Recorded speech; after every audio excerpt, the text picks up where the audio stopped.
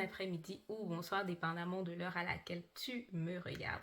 Merci encore d'être connecté pour cette vidéo que nous allons faire sur le sujet de la dette. Je sais, ça fait 2 mois qu'on n'a rien posté. Je te dis un grand merci d'être resté fidèle et d'avoir toujours laissé la cloche de notification active parce que c'est ça qui te permet de suivre la vidéo que nous postons aujourd'hui. Comme promis, aujourd'hui, nous allons parler sur le thème de la dette. Qu'est-ce qu'une dette? Quelles sont les habitudes que nous pouvons avoir en ce qui concerne la dette? Comment savoir si j'ai de bonnes ou de mauvaises habitudes en matière de dette et bien d'autres questions? C'est ça l'objet de notre vidéo d'aujourd'hui.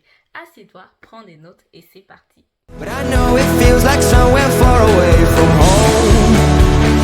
Dans le domaine des finances, la dette fait référence à une somme que l'on doit à une personne ou alors à une institution. Ainsi, je peux être endetté auprès d'une amie, d'un membre de la famille, d'une connaissance ou même d'un inconnu, mais je peux également contracter des dettes, comme on dit la dette que nous avons vis-à-vis de l'État ou alors la dette que nous pouvons avoir vis-à-vis d'une banque. En ce qui concerne les dettes, nous pouvons avoir de bonnes ou de mauvaises habitudes.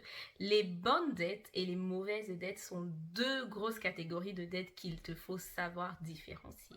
Une bonne dette, c'est une dette qui va t'aider à investir dans ton avenir et à augmenter ton capital financier de demain. Ce serait par exemple une dette pour tes études parce que en décrochant un diplôme universitaire, tu te garantis de meilleures sources de revenus demain. Une bonne dette, ce serait aussi par exemple une dette que tu prends, comme on appelle souvent un emprunt immobilier qui te permet d'acheter une maison. Pourquoi? Parce que la valeur d'une maison généralement augmente avec le temps. Ce qui signifie par exemple que si tu t'es endetté de 10 000 euros pour acheter une maison, dans 5 ou dans 10 ans, la valeur de ta maison dépassera les 10 000 euros. Ce qui signifie que la maison deviendra avec le temps un gain pour toi et pour ta personne. Les mauvaises dettes sont toutes les dettes qui sont nuisibles à notre épanouissement financier. Ce sont des dettes qui n'apportent pas de retour sur investissement. Quand tu prends des dettes sur tes études, tu as un retour sur investissement au travers de ta position sociale que tu peux avoir demain, des possibilités d'emploi que tu pourrais avoir demain, du savoir que tu acquiers et qui te permettrait de te déployer d'une façon plus efficace. Quand tu, par exemple, achètes une maison, tu peux avoir un retour sur investissement parce que, comme on l'a dit, le prix de l'immobilier, il grandit avec le temps, ce qui fait que demain, tu pourrais revendre la maison plus cher que ce que tu l'as acheté.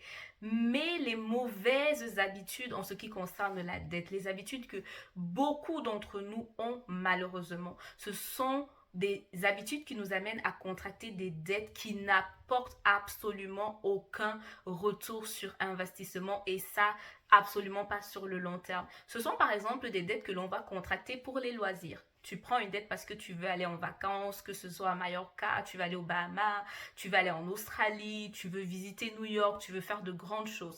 Mais alors que tu contractes ces dettes, certes, tu investis dans ton plaisir, mais tu vas y aller, le temps va passer et après, tu n'as vraiment rien en retour. Ce sont également des dettes en ce qui concerne le manger, ce sont des dettes en ce qui concerne le vêtement, car oui, malheureusement, nous avons des gens qui s'endettent pour les vêtements. Ne le dites pas très haut, mais il y a des gens qui s'endettent simplement pour pouvoir s'habiller et pour pouvoir paraître. Je ne parle pas ici de personnes qui investissent dans leur apparence physique parce que leur apparence physique est un atout majeur dans ce qu'elles veulent atteindre comme objectif. Je parle ici de personnes qui s'habillent simplement pour le paraître. Dans ce genre de cas, la dette pour le vêtement est une grosse perte. C'est une superbe mauvaise habitude que tu as et dont tu dois te défaire.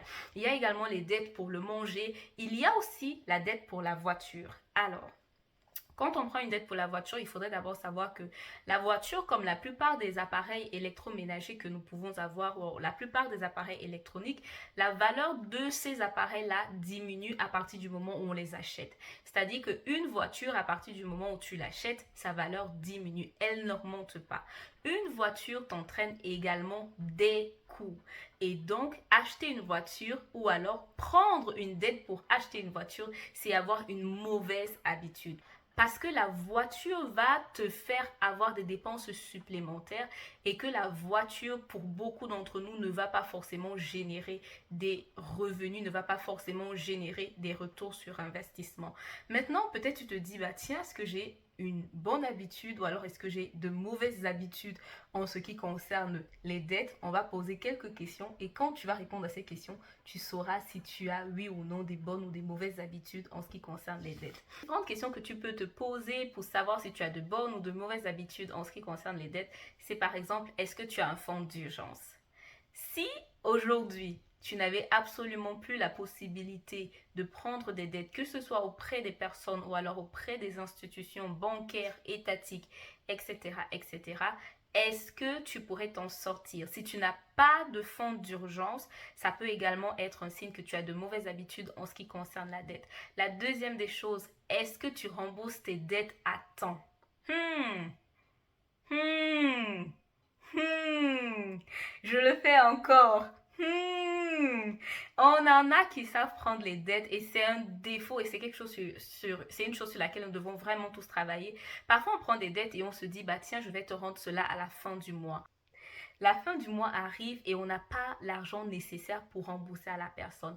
Est-ce que tu es quelqu'un qui rembourse tes dettes à temps ou alors est-ce que lorsque par exemple dans les contrats d'achat d'appareils, dans les contrats que tu peux signer, par exemple ici en Allemagne, pour ceux qui vivent ici, on sait que lorsque tu dis que tu dois par exemple payer le 30, si tu ne payes pas le 30, tu vas te retrouver à avoir ce qu'ils appellent des Mahnungen. Donc tu vas devoir payer des frais extra que les frais que tu avais décidé de payer dès le début. Donc la question pour toi serait de savoir est-ce que tu rembourses tes dettes à temps, que ce soit les dettes que tu contractes près des personnes ou alors les dettes que tu contractes près de l'État. La troisième question que tu dois te poser, c'est est-ce que tu es dans le rouge? Est-ce que tu es dans le rouge? Va simplement dans ton compte bancaire, sors-toi un prélevé bancaire et regarde. Est-ce que tu es à zéro? Est-ce que tu es en dessous de zéro? Est-ce que tu es en dessus de zéro? Le fait d'être dans le rouge signifie qu'on a parfois pas une bonne gestion de nos finances. Et je parle ici d'être dans le rouge régulièrement. Ça peut arriver qu'on ait des urgences, qu'on ait des mois vraiment où les imprévus ils nous sont tombés dessus. Mais si tu es régulièrement dans le rouge, si tu es régulièrement en moins dans tes finances, c'est clairement une indication que tu as besoin de te faire aider en ce qui concerne tes finances. Et une question que tu peux également te poser, c'est de savoir si on a réduit ta marge bancaire. Ou alors, est-ce qu'on veut réduire ta marge bancaire? Ou alors, est-ce qu'on t'a refusé l'extension de ta marge bancaire ou le nouveau prêt que tu voulais prendre? Généralement, les banques demandent la réduction de la marge bancaire lorsqu'elles constatent qu'on ne sait pas du tout gérer la marge bancaire que nous avons, que nous sommes toujours en train de totalement l'utiliser et parfois même que nous voulons aller au-delà de cela. Et quand ils décident de réduire, c'est qu'ils se rendent vraiment compte qu'avec les teen cents, ça commence à peser sur nous et surtout ça commence à peser sur eux. Et lorsque généralement la banque refuse d'augmenter, d'agrandir ta marge bancaire, c'est parce qu'ils ont constaté simplement que tu n'es pas à même de gérer le peu de crédit que tu as. Et s'ils te refusent également un prêt, c'est pour les mêmes raisons. Donc, en essayant de répondre à ces petites questions, tu peux avoir un aperçu de si oui ou non tu es déjà quelqu'un qui a de bonnes ou de mauvaises habitudes en termes de dette. Voilà. C'est vraiment tout pour cette petite vidéo. Dans une prochaine vidéo, on va parler de comment gérer ces dettes parce que oui, tu as pris des dettes, mais oui, il faut également savoir comment est-ce que tu vas rembourser ces dettes. Et oui, il faut également que tu saches comment mieux gérer les dettes pour pouvoir sortir de cette situation.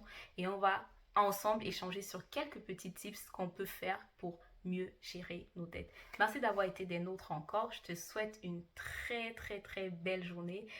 Et je te dis bonjour, bon après-midi ou bonsoir, dépendamment de l'heure à laquelle tu m'as regardé. C'est